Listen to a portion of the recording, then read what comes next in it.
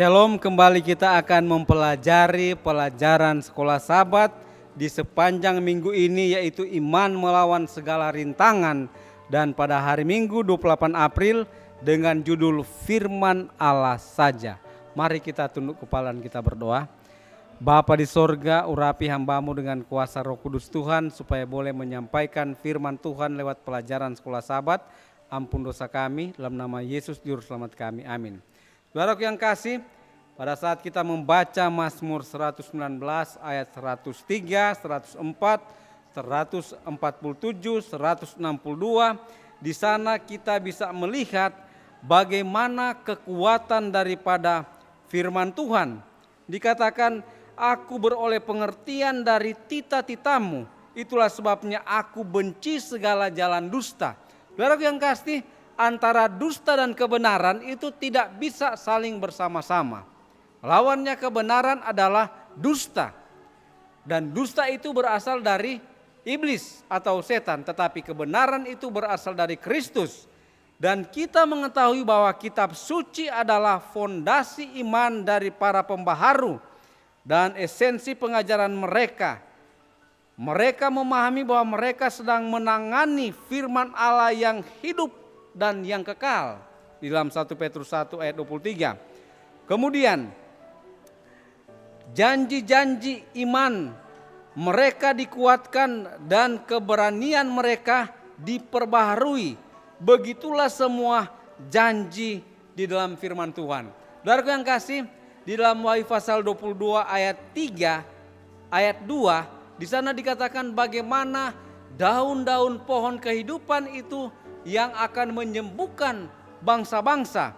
Nah, hamba Tuhan Nyonya White dia menyebutkan di dalam buku Hidup yang Terbaik, kata-kata itu adalah daun pohon kehidupan atau janji Tuhan, firman Tuhan yang dipakai untuk menyembuhkan segala bangsa.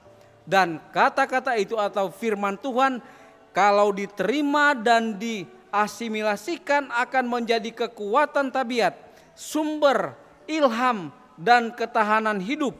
Tidak ada yang dapat memberi semangat dan iman yang memberikan kekuatan hidup kepada seluruh tubuh. Jadi tidak ada lain kecuali kebenaran firman Tuhan. Kemudian dikatakan bahwa kitab suci menyinari sukacita di tengah kesedihan kita.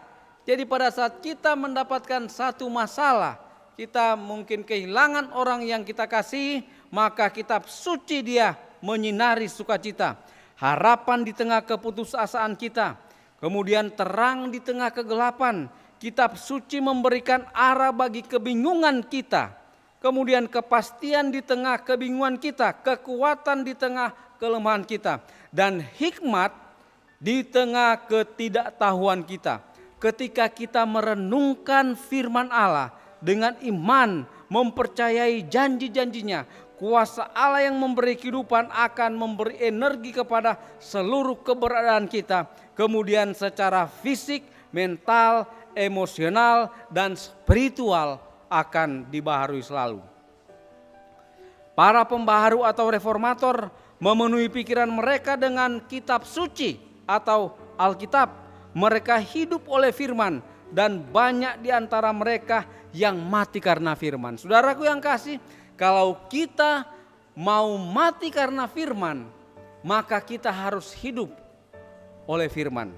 Oleh sebab itu, mereka bukanlah orang-orang Kristen yang santai, berpuas diri dan ceroboh dengan kehidupan bakti yang dangkal. Mereka tahu bahwa tanpa kuasa firman Tuhan, mereka tidak akan dapat bertahan melawan kekuatan jahat yang melawan mereka. Jadi mereka menggunakan firman Tuhan sebagai pedang roh untuk melawan kuasa-kuasa jahat atau kuasa-kuasa setan. Hasrat John Wycliffe yang kita sudah pelajari beberapa waktu yang lalu sebagai seorang pembaharu, bintang fajar reformasi dari Inggris yang menerjemahkan Alkitab ke dalam bahasa Inggris. Sekarang Alkitab ini sudah tersedia di dalam berbagai bahasa. John Wycliffe dia menerjemahkan kitab suci dalam bahasa Inggris sehingga semua orang dapat membaca dan memahaminya. Karena hal itu ilegal. Saudaraku yang kasih, zaman dulu menerjemahkan Alkitab ke dalam bahasa yang mudah dimengerti itu adalah tidak sah. Itulah yang terjadi kepada John Wycliffe. Ia diadili karena keyakinannya, dikutuk sebagai bidah atau pembawa ajaran sesat, dan dijatuhi hukuman mati. Pada persidangannya, Wycliffe mengajukan permohonan yang sungguh-sungguh. Dengan siapakah pikiranmu? Dengan siapakah pikirmu kamu sedang berhadapan? Dengan seorang yang sudah tua yang mau masuk ke liang kubur? Tidak. Dengan kebenaran-kebenaran yang lebih kuat daripada kamu dan yang akan mengalahkan kamu. Saudaraku yang kasih, seorang yang sudah tua yang tetap berpegang pada firman Tuhan, walaupun dia mati, tetapi dia tetap mendapatkan jaminan untuk keselamatan.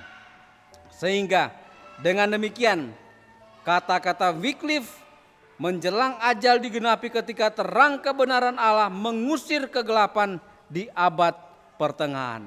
Saudara yang kasih, apapun pergumulan kita, jangan kita lupa bahwa firman Tuhan memiliki kuasa untuk menguatkan, meneguhkan, dan memperkuat iman kita supaya kita tetap berpegang teguh pada kebenaran.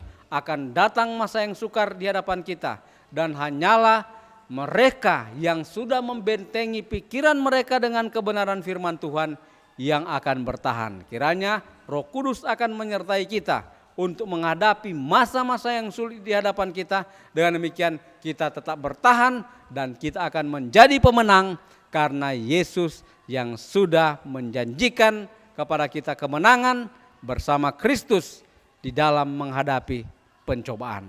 Tuhan kiranya memberkati kita dalam nama Yesus. Amin.